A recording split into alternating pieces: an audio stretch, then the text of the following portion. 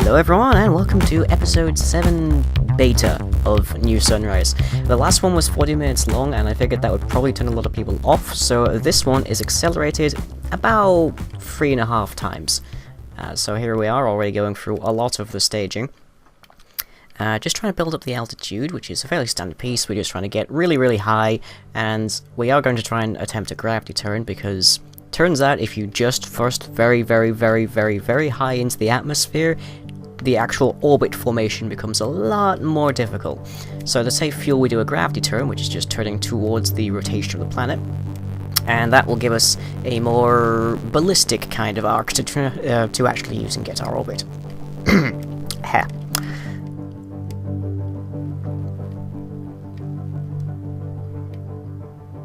Yep, so there we can see our apoapsis going up. Nice and stable.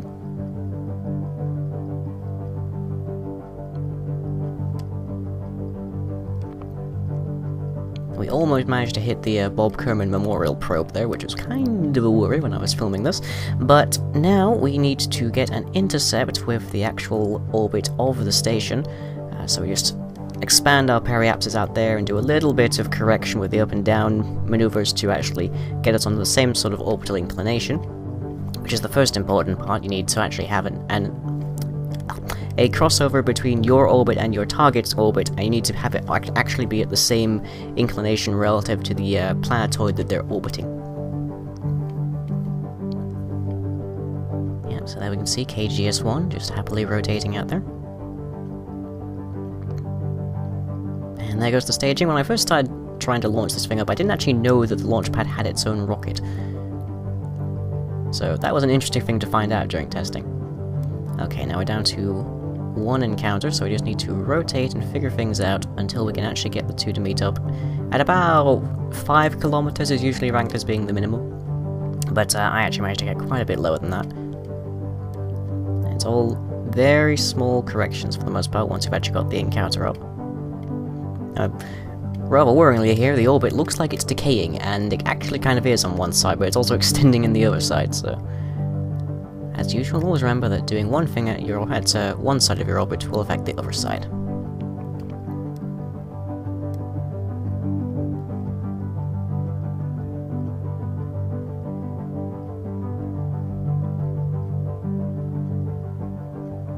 Of course, at this point I've practically given up relying on the maneuver nodes, because whilst they are helpful, they sort of lie, and I usually found that it's better to set up very small little corrections with the maneuver nodes and then just focus on using them only to get the direction that you need to be pointing and thrusting in, because otherwise you can just completely overshoot what they're actually telling you, and you can't actually see where your points are until you remove the maneuver node.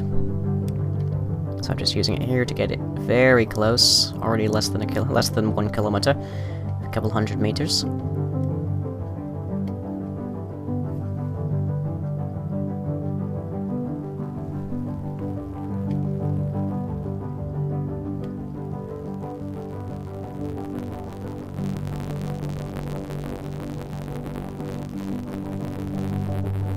Occasionally you'll hear that buzz. That comes from the music more than anything else, just being accelerated. Or decelerated in this case. Okay, and now we're just burning out again, so that we can get our orbit back, as well as to get our encounter closer. And you can see I removed the maneuver node now, so now I'm just doing it by eye. Just keeping an eye on that till it starts to go back up again. And when it starts to go down, I'm just burning retrograde, which is to say backwards, to just fine-tune it and get it really close. So there we are, just settling for a little bit above 3 kilometers of distance between us.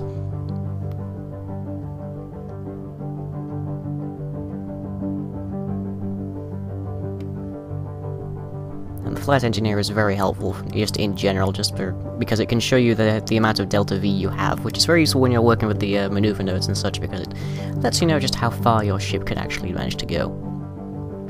Just a little bit more fine-tuning there, to get things down even further.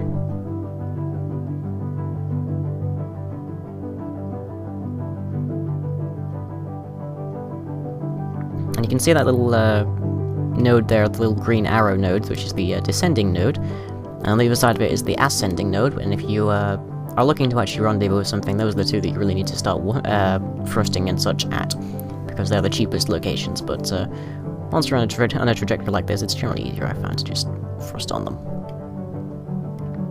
So once again, just paying very close attention to what my numbers are as I burn prograde and retrograde to make sure that I can get them right.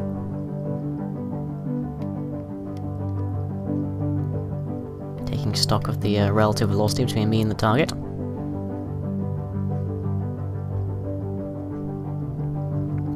Zooming forward a little bit to get to our encounter with KGS-1.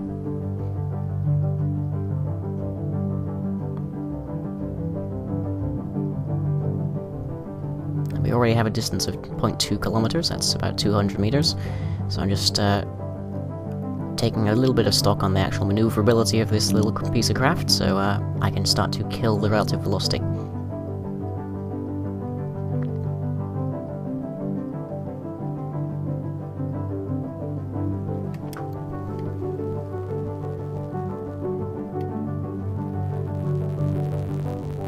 Bit more buzz from the music.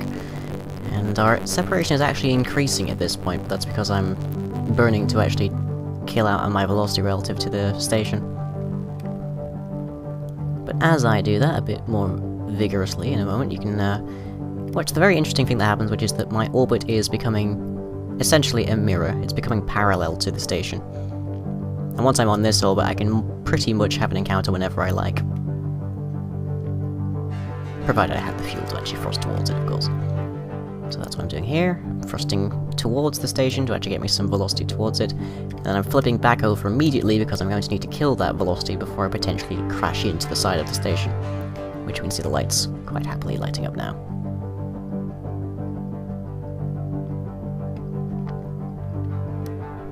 Always helpful to have some lights on the side of your ship, so you can always see the things even on the dark side of the planet. So this was more or less where things began with our encounter, and what happens now is a few experiments with me attempting to actually dock, which it turns out is not the easiest of things for a couple of reasons.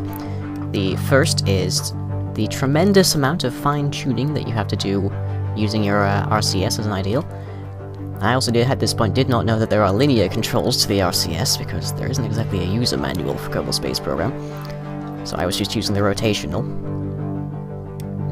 And then you also have to wonder that, for some very unknown reason, if you have the SAS systems on, of one or both of the crafts that you're trying to dock, for some reason, for some very strange and unknown reason, it cancels out the magnetism of the docking ports, so they don't actually try and pull one another together.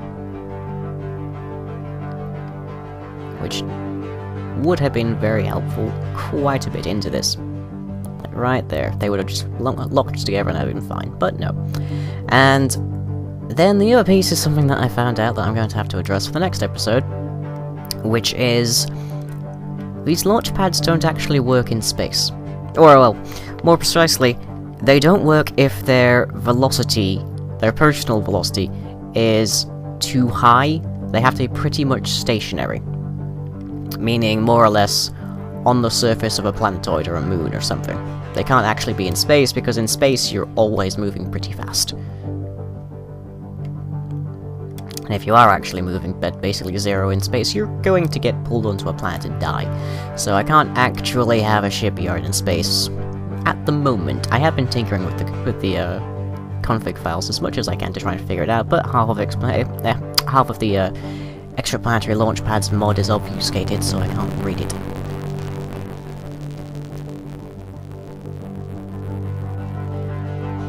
We are coming roughly to the end of my experimentation trying to dock here with loony controls, because every time because I didn't know the relative controls, I'm just rotating the crafts every now and then so that I know that left or right will shove me in the right direction.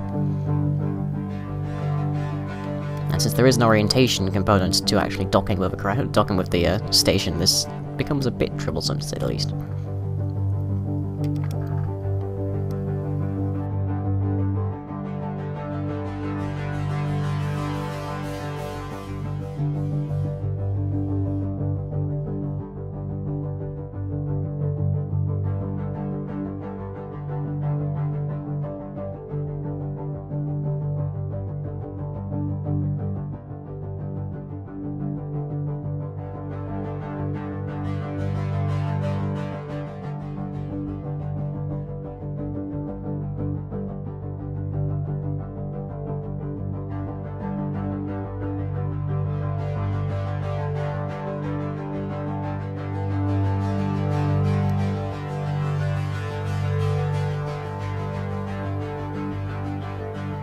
Eventually I would like to have an orbital shipyard, but looks like it's not meant to be, so we'll figure out what we can with the systems for getting things into space, and we'll see if we can find some other use for our geosynchronous station.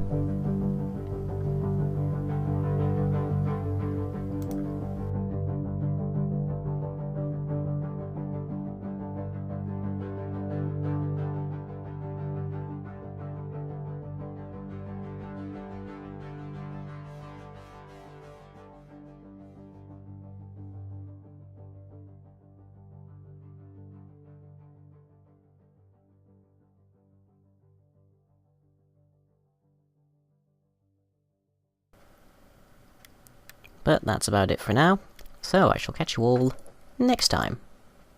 And I hope you've enjoyed this fast-forwarded musical interlude into New Sunrise.